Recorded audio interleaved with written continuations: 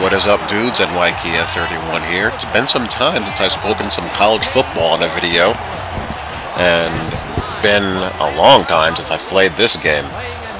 And I've shown my 2012 Notre Dame Fighting Irish in All-Pro Football 2K8 season mode. It's not easy going back to the old console and the old games, which is understandable. But I said I would complete APF 2K8's season mode, and complete it I shall. And since this is a big college football weekend, I figured why not dust it off and play a game with my 2012 Notre Dame Fighting Irish created team, which is currently running roughshod through the APF 2K8 league.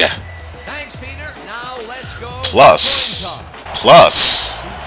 I'm deep into a basketball kick with NBA Live. I'm playing the heck out of NBA Live, and I'm going to be playing the heck out of NBA 2K as well. I'm going to kind of shift gears in that and give NBA 2K some more attention in the coming days also, and be playing both and heading online both and doing some live streaming on both.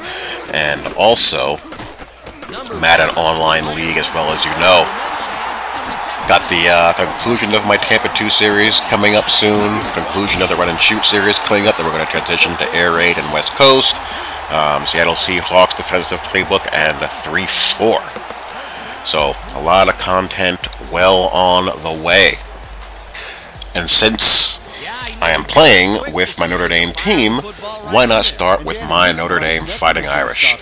First, let's touch on last week, Navy. You know how I feel about the academies and how I feel about Navy. I've said this before and I'll say it again.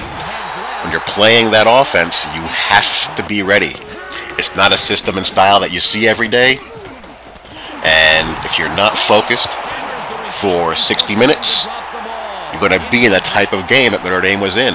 That offense forces you to play read and react. It forces you to be sound in your gap assignments and in your responsibilities, and if you're not, it will give you a headache, and it's not something that college kids are always willing or adept at doing. You ignore the B-back and he's rumbling, through your secondary for 20-yard gains. You overcommit and there's a slot back sweep being run. You overplay the triple, they run the midline, or they run QB ISO.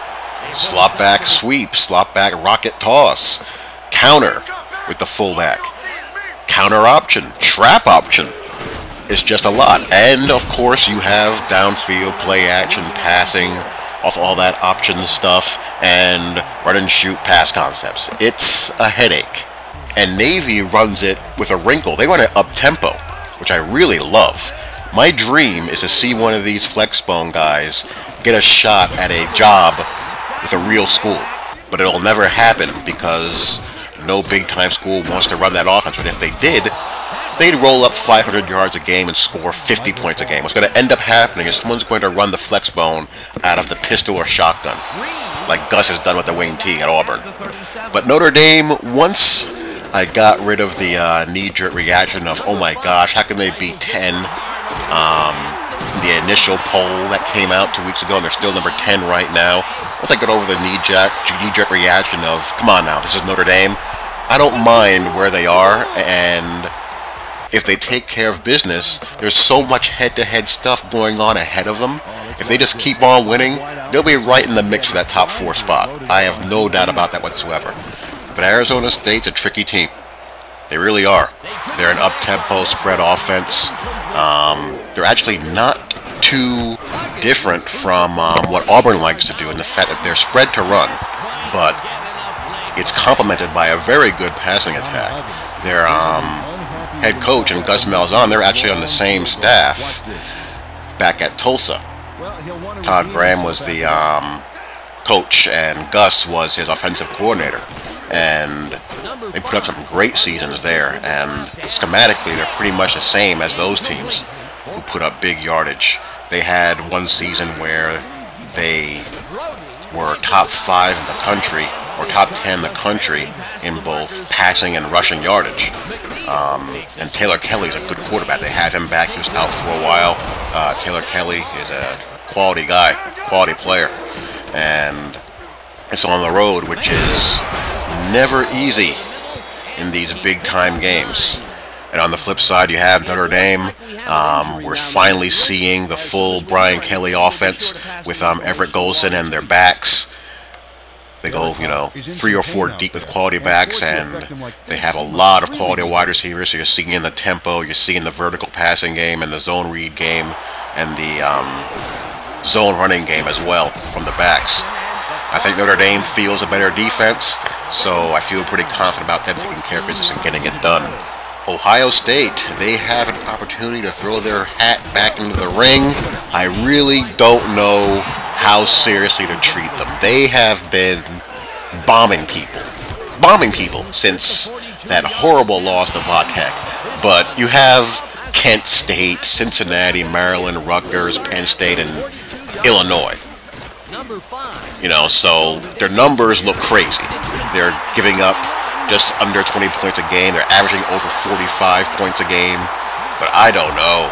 I just don't know. I mean, JT Barrett's stats look great. I'm a big fan of Herb, but I just have a bad feeling about having the offense being so much in his hands. I mean, Urban's offense, the quarterback, has to carry a bit of a load running the ball as well as throwing it.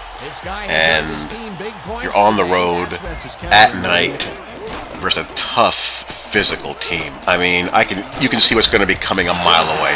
Michigan State's going to do what they always do. They're going to play single high, defensive backs at the line of scrimmage, and we're going to dare you to throw. I don't think the kid is ready for this kind of game. This could be an exposed. K-State, TCU, I really want K-State to win that game because I think Bill Snyder is just a genius of a head coach. If Bill Snyder was coaching the SEC or at a place like Ohio State, Michigan, USC, he'd be regarded as one of the great college coaches of all time. And what he's done, what he's built at K-State on 2 occasions now is one of the great coaching jobs in the history of college football. Bar none, period, end of discussion. But again, it's one of these night road games against a TCU team, a team that can really score a lot of points. And if K-State gets behind and has to throw the football, they're going to be dead. They're going to be run out of the building. Alabama, LSU, this game, I think, is a game that looks better on paper than what it will be in reality. This is not a good LSU team. I don't care what the defensive stats say for LSU, being 4th in the country in scoring defense. There's Sam Houston, UL Monroe, New Mexico State, Kentucky thrown in there.